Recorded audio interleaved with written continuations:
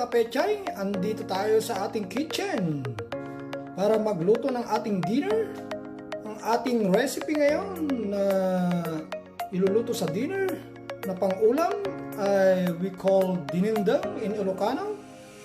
That is traditional way.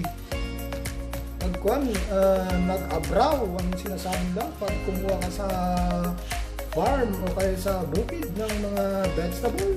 Abraw ang sinasabi nila o kaya pwede mong itanim sa backyard nyo sa probinsya. Ito po yung saluyot, and I don't know the English if you know the saluyot, then just comment below if you know the English word of the saluyot. And we have also the parya in Ilocano, and Tagalog, ampalaya. And that is an egg, we have also ingredients of eggplant, tarong sa Ilocano, at sa Tagalog ay talong. Ito naman yung parang opo. Ito ay anong tawag dito, parang opo din pero magpinsan ng mga to eh. At ito may PETCHAY tayo. Kung anong vegetable ang nandun sa refrigerator ay yun ang ating i-mix para gawing dinengdeng. Of course, ang dinengdeng ay nilalagyan natin ng fish sauce in Ilocano, bugoong, in Tagalog, bagoong. And ito po ang isasahog natin para magkalasa. Mag-fry tayo ng kabalyas o kaya mamusik ay masangi sa Ilocano. Ewan ko kung anong klaseng isda ito. English nito, i-comment below nyo kung alam nyo ang English nito para malaman naman ng iba. At iyan lang po, at stay tuned at i-chat ko ito. At I'll be right back. Siya nga pala, nakalimutan kong sinabi, ito yung squash, kalabasa. Yan po ay pangpalinaw ng mata. Kung gusto nyong luminaw ang iyong mata, yan ang sinasabi nila. Ewan ko kung talagang resource yan ng para maging malinaw ang ating mata pag kumain tayo ng kalabasa. At yan lang po, at i-chop na natin. Stay tuned. Ayun po mga kapetchay, naiwan na natin. Na-chop natin yung mga vegetables. Ito na yung ampalaya, ito na yung talong, eggplant, at ito na yung opo, tabungaw sa Ilocano. At ito yung kalabasa, squash. At lagyan natin ng PETCHAY. Yung saluyot pala ay nawawmali ako. Yung binili ko sa Chinatown. Parang mint pala yung. O kaya lemongrass ang taste. Kaya buti na lang at tinikman ko muna. Kinagat ko ng isang yung leaf niya. Yung isang dahon niya. Ayan po. At na-chop na natin. At panunuorin nyo kung paano ko lutuin yung dinengdeng, like a traditional way of cooking in the province, especially Ilocano province. And yan lang po, at magluluto. At after like 5 to 10 minutes, pwede nang ilagay yung mga gulay. By the way, trivia nga po pala, ang mga gulay na ito or vegetable, they are growing at the tropical weather. Mostly in the Philippines because it's hot weather like Thailand, Asian countries. And sometimes it's called the weather, they are not bearing much fruits like that. Your vegetables. Then if they're not growing too fast, it means, or they cannot take care of their fruits. It means, they need a lot of sunlight.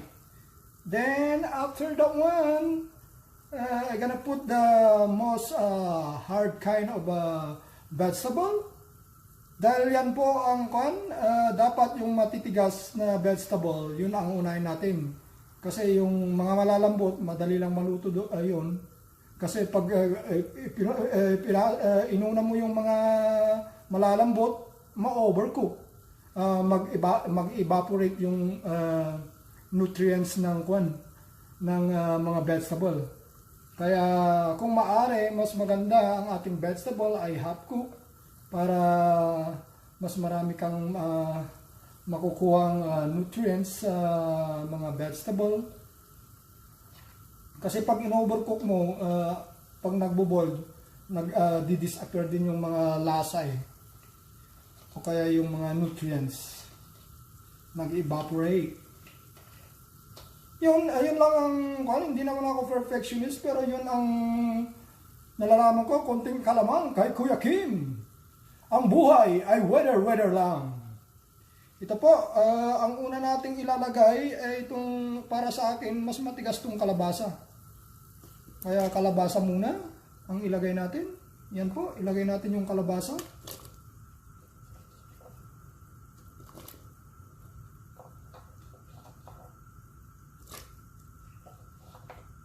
Ayan po yung kalabasa natin. Ilalagay natin. At pagkatapos ng kalabasa, ang ilalagay natin ay yung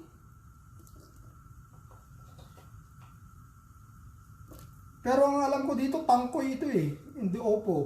Or different kind of, tangkoy or upo. But I don't know already the English word or the English word of the opo or tangkoy or tabungaw sa Ilocano. Then after that one, wait until it boiled a little bit. Pag pinunta nyo yung kalabasa, wait kayo ng mga 3 minutes to 5 minutes, then ilagay nyo na naman yung isa. Kasi matigas kasi yung kalabasa eh. Ayan po. Ayan po, medyo malambot na yung kalabasa. At yan po, i-next natin yung opo, tabungaw, ilocano. Ilagay na natin. Wala kasing cameraman, kaya manual lang. Kanya-kanyang effort. Yan po, ilagay na natin. Pwede rin pagsabayin yung opo, tabungaw o tangkoy, pagsabayin sa talong.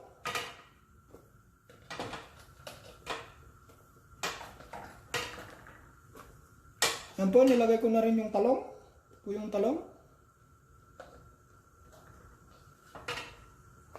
Pero pag malapit ng maluto,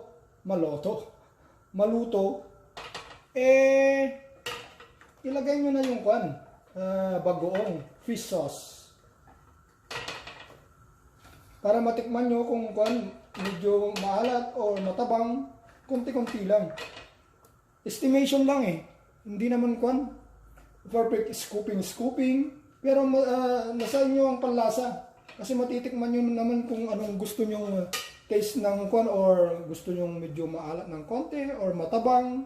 Pero mas maganda lang yung mas matabang ng konti kasi delikado yung masyadong nag-aalat yung tao. Mahilig sa maalat kasi delikado sa kidney stone natin, di ba? Kasi tayong mga Ilocano or Filipino, mahilig tayo sa mga maaalat na bagay, mga pagkain, kaya ng mga daing, kasi pinipreserve lahat yan sa salt, mga fish sauce, mga ganyan. Kaya, kung trivia lang po, para pag kumain kayo ng mga maaalat, damihan nyo ng pag-inom ng tubig, para matunaw ang mga toxic sa iyong katawan na iyong kinain. Di ba po? Yan po ang trivia ni Kuya Kim. Kung maniwala kayo man o hindi, medyo totoo yung sinasabi ko. Walang halong biro, mga kaibigan. At yan na po. Yan po, at after like 3 to 5 minutes, inilagay ko na rin yung ampalaya. Andyan na po yung ampalaya.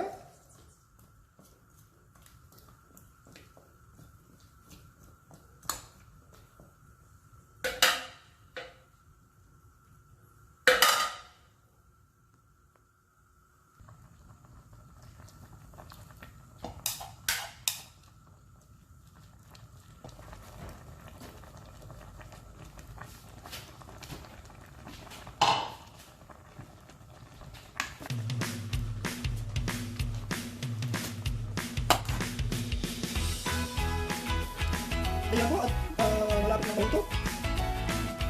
Pinukulo na po. Ganyan po, after kumulo, ilagay na natin yung after 3 to 5 minutes at kumulo na ulit. Ilagay na natin yung PETCHAY. Yun ang last na pa natin kasi madali lang maluto yung PETCHAY. Kaya ng sinasabi ko, pwede mo rin kainin. Kainin na ganyan na lang. Sausaw sa kamatis. Yung PETCHAY na hilaw. At yan po, malapit ng maluto. At ayan po, tapos na po tayo nagluto ng dinengdeng na soup sa ilocano. Yan po yung sahog na prito. At ito po yung gulay niya. At yan po ang dinner natin ngayon. At hindi na natin iba-vlog yung kwan. Pag kumain tayo, baka ma-engage na naman yung iba. Salamat po sa pag-views. And don't forget to like, share, and subscribe. Manong PETCHAY TV. And kainan na! Peace out!